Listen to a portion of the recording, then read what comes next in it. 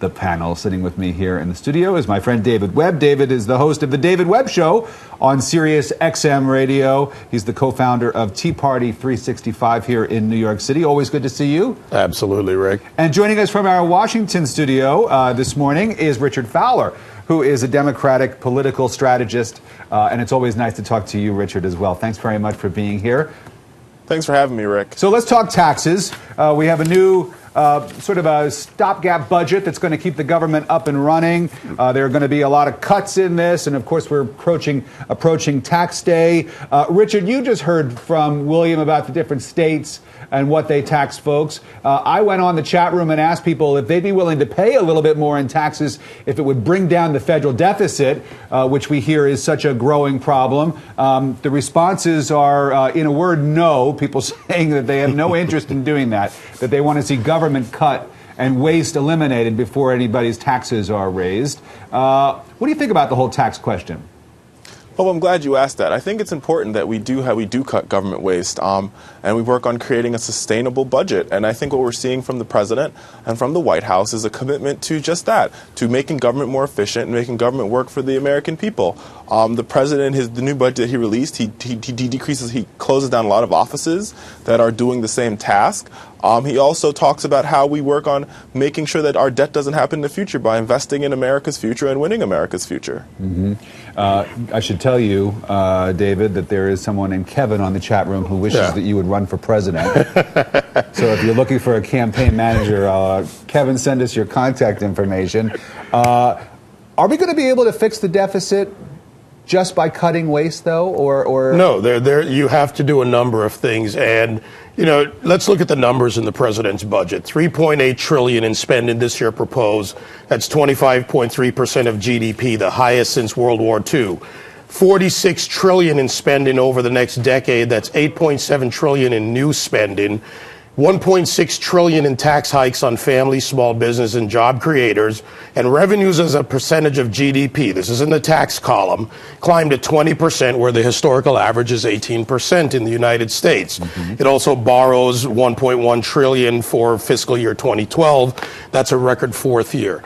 You can't deal in those numbers and say it's a responsible budget, because that's the numbers the president's proposing.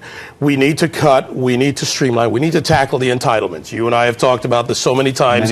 That both sides will not tackle the entitlements in this country, and we also need to really do something else, clean up government.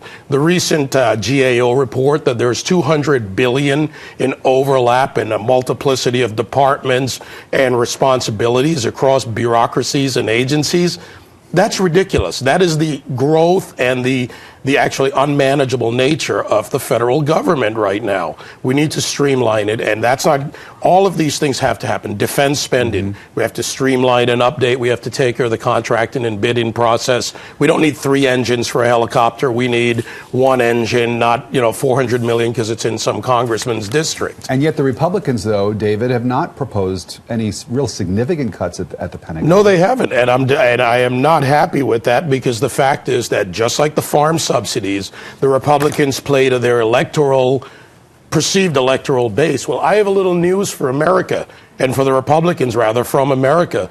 We're big boys and girls, and we will take the bitter pill. We realize that we're going to have to cut. We're going to have to tackle these issues, because there is a long-term picture that does not look good economically. The numbers I just mentioned, we can't sustain this.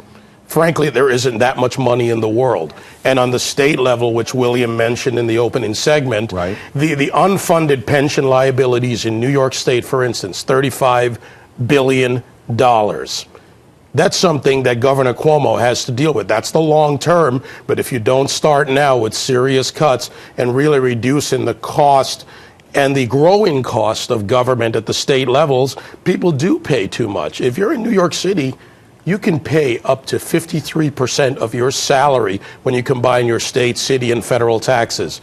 Is that what people want to work for? You don't have to tell me, as a resident of New York State, formerly of the city. Richard, when it comes to those pension obligations that David just mentioned, and we are, of course, watching events as they unfold in Wisconsin, in Ohio, and other states where governors, Republican governors, newly installed, are confronting unions and really demanding unilaterally changes to the way that business has always been done with a lot of these public workers.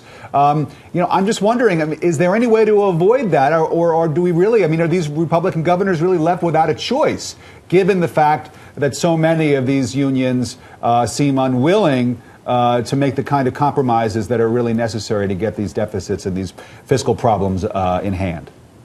Well, I think that the governors do have a choice here. And a lot of these Republican governors, including Governor Walker, one of the governors that before saying that we had a budget problem passed a $117 million tax cut to big businesses in Wisconsin. This is what's happening in Ohio. This is also what's happening in Indiana. The members of the labor movement, my mom being one of them, they are willing to negotiate with the governors. They've said they will pay more in health care, they'll pay more to their pension, and all they want is collective bargaining. Collective bargaining is not a budget issue. Collective bargaining is a union busting issue, and the consequences of these governors' actions will be less education for our children. The consequence for these governors' actions will be basically destroying the relationship between employee and boss. Completely wrong, Richard. FDR said that public sector unions were basically antithetical to the way we need to operate. Jimmy Carter, with the Democratic Congress, made sure that federal workers, unionized federal workers, could not collectively bargain.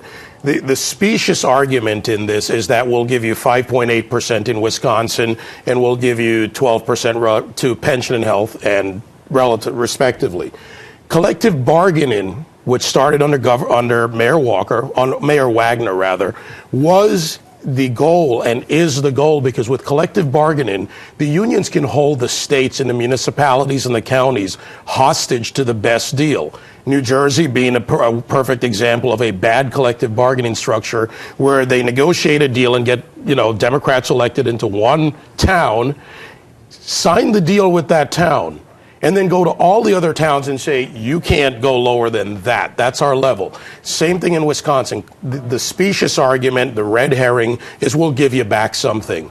The real goal of the unions is to maintain the power through collective bargaining, because they want to keep sucking on the public teat, the cash cow that feeds them. And this is unsustainable. And that is a fact.